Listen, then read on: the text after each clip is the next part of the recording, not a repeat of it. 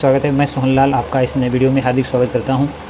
हम आपसे चर्चा करेंगे नवोदय विद्यालय के जो प्रश्न पत्रावली है, किस प्रकार का प्रश्न हमें कुछ दिखाई देगा नवोदय विद्यालय के प्रश्न पत्र, तो उस पर थोड़ा डालते हैं। यहाँ पे आप देखेंगे ये भाग 2 है हमारा EVS, जिसे हम पर्यावरण के नाम से भी जानते हैं।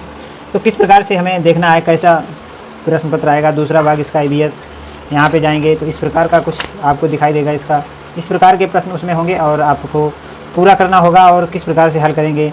यहाँ पे आप देखेंगे ये तीसरा भाग हो गया अब हमारा अंकगणितीय परीक्षण का, और अब जो हमारा चौथा भाग है वो आपको दिखाई देगा। यहाँ पे ध्यान से देखेंगे तो भाषा परीक्षण अब हमारा चौथा भाग हो गया। कौन सा भाग हो गया? चौथा भाग हो गया भाषा परीक्षण। तो इस प्रकार से अब हमारे सारे नवोदय विद्यालय के जो प्रश्न पत्र है वो किस प्रकार का डिवाइड होकर आएगा, तो आप पूरा देखेंगे इस प्रकार से। ये यहाँ पर जाके इस प्रकार से ये सारा ये तीसरा भाग है जिसमें आपकी हिंदी होगी, यदि आप इंग्लिश लिए तो इंग्लिश। तो इस प्रकार का कुछ आपको प्रश्न 28 नवंबर को दिखाई देगा साथियों। यदि आप नवोदय विद्यालय की तैयारी करना चाहते हैं और इस प्रकार के प्रश्न पत्र की आवश्यकता हो तो आप कमेंट के जरिए हम आपके लिए ये प्रोवाइड करा देंगे। इस प्रकार के महत्वपूर्ण प्रश्न पत्र जो आप हल करेंगे और आपको लगभग इसी हूबहू आपको 28 नवंबर को प्रश्न पत्र दिखाई देगा। तो साथियों किस प्रकार के प्रश्न हैं, तो यहाँ पे हम लोग EVS से शुरू करेंगे जो कि बहुत ही महत्वपूर्ण है। इस वर्ष का नया भाग जो जोड़ा गया है नवोदय विद्यालय की तैयारी में EVS भाग 2 के रूप में होगा। यहाँ पे सबसे पहले क्वेश्चन है। क्वेश्चन क्या है कि संसार का सबसे बड़ा जानवर कौन सा है। जो संसार का है सबसे बड़ा जानवर वो कौन सा है? हाथी है, डॉल्फिन मछली है, व्हेल मछली है या मगरमच्छ है। तो आप लोग जानते हैं कि व्हेल मछली विश्व का सबसे बड़ा जानवर है। इसी प्रकार के प्रश्न हमारे नवोदय विद्यालय के EVS में आते हैं। आइए दूसरे प्रश्न की तरफ लेंगे। क्वेश्चन नंबर 2 कह रहा है कि शरीर की सबसे बड़ी हड्डी कौन सी है। तो शरीर की हड्डी नाक की हड्डी, पैर की हड्डी, जांघ की हड्डी या गले की हड्डी। तो इसके लिए ऑप्शन सी सही है, जांघ की हड्डी। चलिए इसी प्रकार से तीसरे प्रश्न को देखेंगे। तीसरा क्वेश्चन क्या कहता है कि वृक्ष यानी कि पेड़ की पत्तियाँ किस लिए हरी होती हैं। किस लिए हरी होती हैं? क्लोरोफिल, मैग्नीशियम, कार्बन डाइऑक्साइड या उर्वरक के कारण। तो इसके लिए ए ऑप्शन सही है, क्लोरोफिल के कारण वृक्ष की पत्तियां हरी होती हैं। चलिए क्वेश्चन नंबर 4 को देखेंगे। सबसे पहले जीवन कहाँ पर पनपा, यानी कि सबसे पहले जीवन कहाँ उत्पन्न हुआ, जीव कहाँ पाए गए, सबसे पहले जीव कहाँ पाए गए? जल में, थल में, नभ में या उपरोक्त में सभी। तो इसके लिए सबसे महत्वपूर्ण प्रश्न जो है उसका उत्तर कि जल में है। सबसे पहले जो जीवन है वो जल में हुआ, जल के बाद थल में, थल के बाद नभ में। तो इस प्रकार से हमारा ए ऑप्शन इसका सही है। इस प्रकार के महत्वपूर्ण प्रश्नों की सीरीज़ को देखने के लिए और महत्वपूर्ण इस प्रकार के प्रश्न पत्र के लिए आप हमें सब्सक्राइब करें और कमेंट के जरिए हमें से बात करके इस प्रकार के प्रश्न पत्र आपको ऑनलाइन प्रोवाइड करा दिए जाएंगे और इसका जो PDF है वो भी आपको दे दिया जाएगा। तो जो भी छात्र नवोदय विद्यालय के इस प्रकार के प्रश्न पत्रों की आवश्यकता है, अपनी तैयारी को करना चाहते हैं तो वो कर सकते हैं। थोड़ा इसका शुल्क लिया जाएगा और आपको ये प्रश्न पत्र प्रोवाइड करा दिए जाएंगे। चलिए चलते हैं क्वेश्चन नंबर 5 में। बल्ब का आविष्कार किसने किया था। बल्ब जो हम लोग जलाते हैं, लाइट जिससे जलती है, प्रकाश होता है, उसका आविष्कार किसने किया था? एडिसन, जगदीश चंद्र बसु, शेक्सपियर या डेविल स्टेन। तो किस वैज्ञानिक ने किया था? आप कहेंगे कि एडिसन, ए अल्वा एडिसन ने बल्ब का आविष्कार किया था। चलिए इसी प्रकार के अगले महत्वपूर्ण प्रश्न की तरफ चलते हैं। कौन सा? क्वेश्चन नंबर 6 है। क्वेश्चन नंबर 6 क्या कहता है? मनुष्य में कुल कितनी हड्डियाँ होती हैं। मनुष्य में कुल कितनी हड्डियाँ होती हैं? तो आप लोग हमें कमेंट के जरिए बताएंगे इसके लिए कौन सा ऑप्शन बिल्कुल सही है। ऑप्शन है आपके पहला option 206, B option 312, C option 210, D option 205। तो आप लोग कमेंट के जरिए हमें बताएंगे कि कौन सा इसका ऑप्शन सही है। चलिए चलते हैं।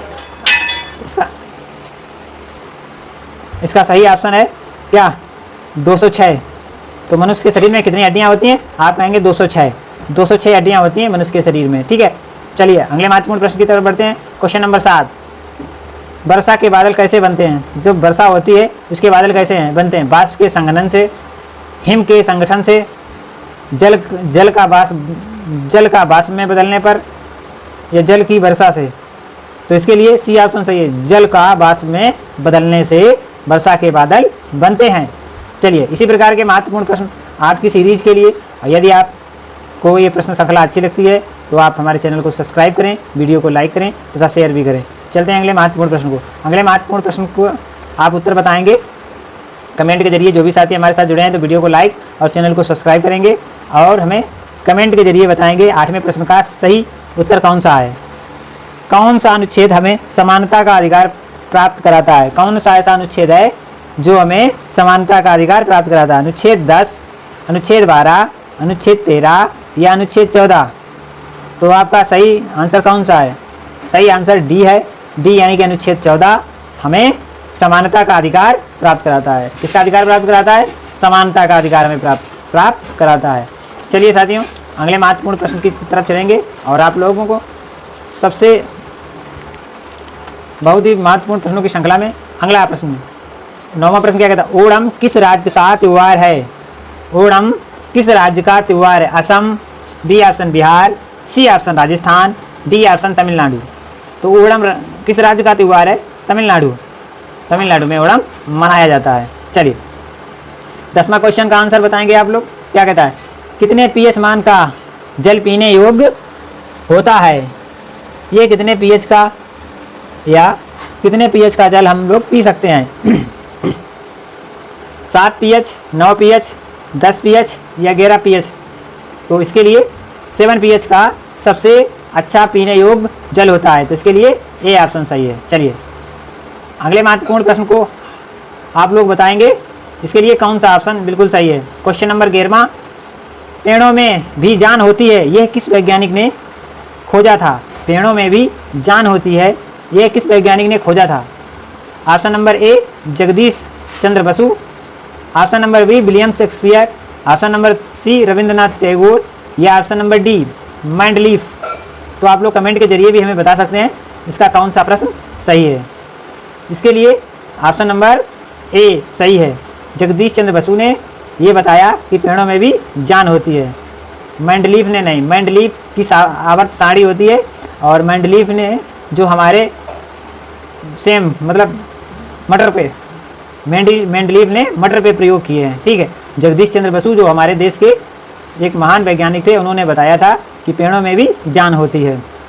चलिए क्वेश्चन नंबर अगला, क्षेत्रफल के आधार पर भारत का सबसे छोटा राज्य कौन सा है? आप लोग कमेंट के जरिए बताएंगे। क्षेत्रफल के आधार पर भारत का सबसे छोटा राज्य कौन सा है? झारखंड, उत्तर प्रदेश, राजस्थान, गोवा? इसके लिए आप लोग हमें कमेंट के जरिए कौन सा ऑप्शन सही है ये बताएंगे। चलिए तो इसके लिए ऑप्शन नंबर डी, क्षेत्रफल के आधार पर भारत का सबसे छोटा राज्य गोवा है। ठीक है, कौन है? गोवा है। चलिए क्वेश्चन नंबर 13 कि निम्नलिखित में से कौन से फसल रबी की फसल है? कौन सी फसल रबी की फसल है? ऑप्शन नंबर ए गेहूं, ऑप्शन नंबर बी बाजरा, ऑप्शन नंबर सी चावल या ऑप्शन नंबर डी मक्का?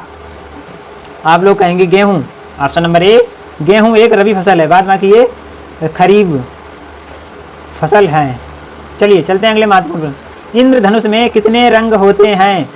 इंद्रधनुष में कितने रंग होते हैं? आपके ऑप्शन है 4, B option 7, D option 9, C option 8, D option 9। तो आप कहेंगे रेनबो यानी इंद्रधनुष में 7 रंग होते हैं। ऑप्शन नंबर बी इसके लिए बिल्कुल सही ऑप्शन होगा। चलते हैं साथियों, अगला महत्वपूर्ण प्रश्न श्रृंखला देखेंगे और समझने का प्रयास करेंगे। यहाँ पर क्वेश्चन नंबर 15 है, जीवाश्म ईंधन क्या होता है? जीवाश्म ईंधन क्या होता है? पेड़ और वृक्षों द्वारा बने हुए ईंधन को, पेड़ों और वृक्षों के द्वारा बने ईंधन को, जल से बने हुए ईंधन को, हवा से बने हुए ईंधन को, सूर्य की रोशनी से बने हुए ईंधन को तो किसके जीवाश्म ईंधन कहते हैं? पेड़ और वृक्षों द्वारा बने हुए ईंधन को हम जीवाश्म ईंधन कहते हैं। तो इसके लिए ऑप्शन नंबर ए बिल्कुल सही है। चलिए अब हमें 5 प्रश्न हमारे गद्यांश से रिलेटेड होंगे, जो हम लोग गद्यांश पढ़ेंगे और इसे हम पढ़ने के बाद दिए गए 5 प्रश्नों को हम लोग हल करेंगे। तो इसी प्रकार का हमारा नवोदय विद्यालय क्लास 6 का प्रवेश प्रश्न पत्र आने को है। तो सबसे पहले इसका निर्देश क्या है? इस गद्यांश को ध्यानपूर्वक पढ़ें और नीचे दिए गए प्रश्नों के उत्तर दें। 4 विकल्प दिए गए हैं, जिनमें से एक विकल्प सही है। उसे विकल्प को चुनकर अपने उत्तर पत्रिका में सामने वाले वृत्त को पूर्ण रूप से काला करें। चलिए तो क्या लिखा? हमारे शरीर में 75% पानी और पृथ्वी पर भी लगभग 75% पानी है। हम पृथ्वी से बने हुए ही हैं। यदि हम पृथ्वी पर नहीं रहे तो हमारा जीवन असंभव है।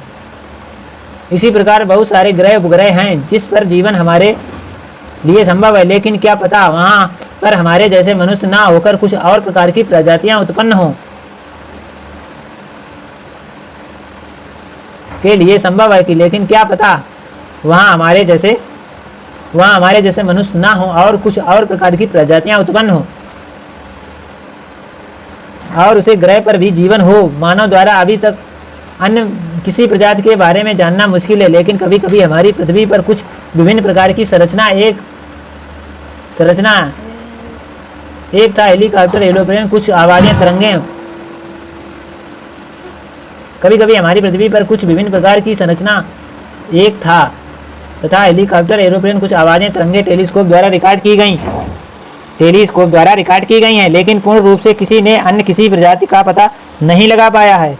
लेकिन कई वैज्ञानिकों का मानना है कि हमारे जैसी पृथ्वी इस सौरमंडल में बहुत सी हैं और वहाँ पर जीवन भी संभव है।